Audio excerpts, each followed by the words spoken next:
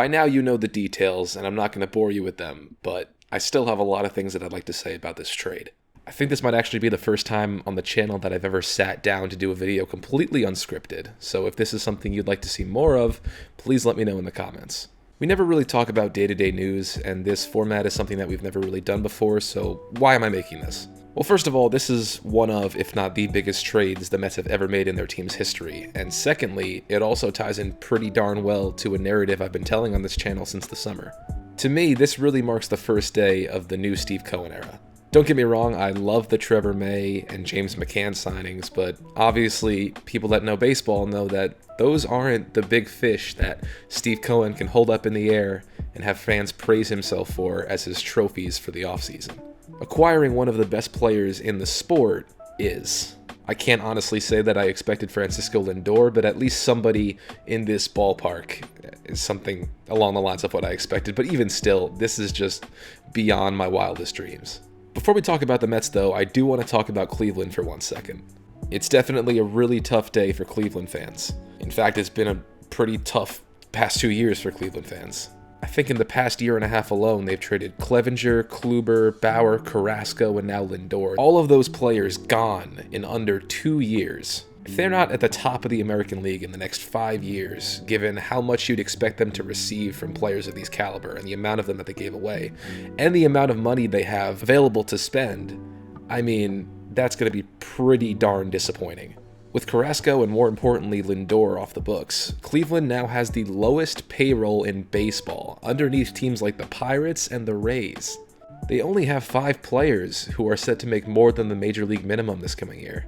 There are 6 major league players who are set to make more this year than Cleveland's entire payroll. I think Indians fans have every right to be upset, depressed, and hopefully they will see those deals pay dividends in the upcoming future. Now, as for the apparent winners of this trade, something that I never thought was possible a year ago, the New York Mets. First of all, Carlos Carrasco, unbelievably underrated pickup.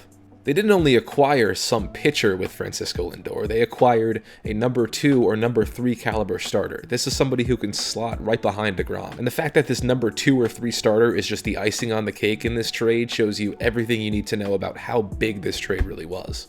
And of course, getting the big fish, Francisco Lindor, this is the kind of deal that 40 years from now, fans will still be talking about. Not only did they get a 4-time All-Star, not only did they get a perennial MVP candidate, not only did they get a great guy, they got all of these things, and a potential face of the franchise. And of course, how this trade is viewed down the line is very much dependent on whether or not the Mets can actually sign Lindor long-term, but I don't think there's honestly any way that Steve Cohen lets him get away at this point, especially after trading Ahmed Rosario and Andres Gimenez. And team president Sandy Alderson said yesterday in a press conference that they're looking to do that sometime in the next few weeks, or at least have initial conversations with him, and that's something that's really encouraging. And I have to give some major credit to Jared Porter, Sandy Alderson, Steve Cohen, everyone who was involved with this trade. The fact that we can get a guy like Lindor and a guy like Carrasco and not have to give up any of our top prospects, only 2 second-round picks, the days of Brodie Van Wagenen being taken advantage of are completely done. I think it's a bit unfair to make this one-to-one comparison. I mean, the markets are different, the context of the trades are different, but the fact that we gave up, I think, less for Francisco Lindor and Carlos Carrasco than we did for Robinson Cano and Edwin Diaz, I think that is pretty crazy. And I mentioned at the start that the reason why I made this video is because it does connect to something that I've been talking about for the past 6 or 7 months now, and that's true in the fact that these parallels between the Mets and Dodgers, something that I've talked about throughout the entire Meet the Wilpon saga, is really starting to show itself here. I'll leave a card on screen to the playlist containing all of those videos in case you missed out on them, but let me just run through the timeline for you to give you a refresher. Throughout the mid-2000s, both the Mets and the Dodgers are plagued by hated owners who have serious financial problems. In 2012, Steve Cohen, the future owner of the Mets, tries to make a bid for the Dodgers, gets outbid by a group led by Magic Johnson, who buy the Dodgers and transform them completely into a perennial division winner and, as we know now, World Series champion.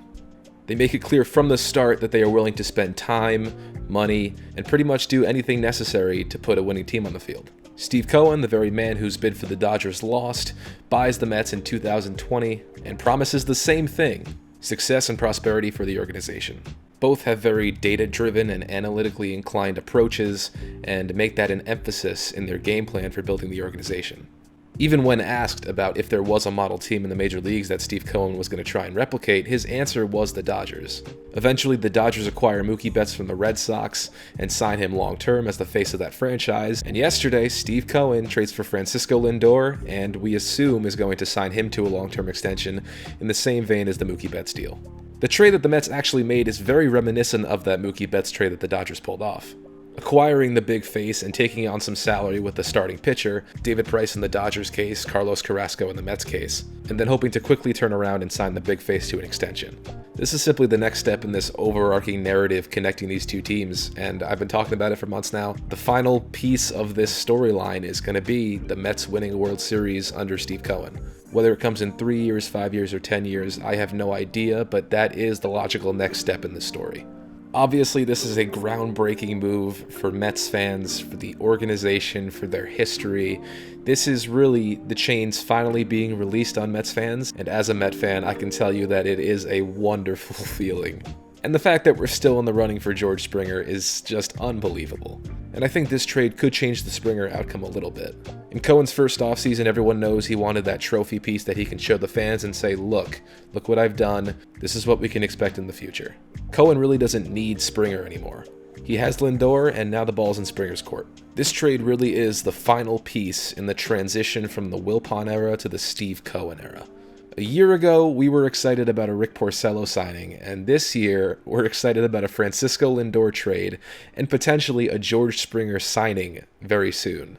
Something that I've always preached to in the past, and especially during the Wilpon era, is that I feel any successful owner should know that if you start to invest in your team, you'll be giving fans a reason to invest back. If I were one of the Wilpons, why would I expect any of my fans to give a crap and invest their money and time into my team if I as the owner am not investing in my team on a regular basis? To no surprise, it seems like Steve Cohen gets that. I have never wanted to spend more of my own money on the Mets than I do right now, and I'm sure a lot of fans feel the same way. Invest in your team and your fans are more likely to invest back, and that's such a simple concept. And I think it's an important lesson for owners around the league. Francisco Lindor is now a New York Met, and things are never going to be the same. This officially completes the transition from the Wilpons to the Cohens, and I am just over the moon thinking about the possibilities of where we go from here. I think I've said pretty much everything I want to say. Like I said, if you guys enjoyed this more informal talk where I'm not reading from a script and I'm just kind of throwing out thoughts, please do let me know in the comments. It would be really helpful to know if you guys like that. But that is going to be it for today. Subscribe if you want to see more, and thanks for listening, and I will talk to you later.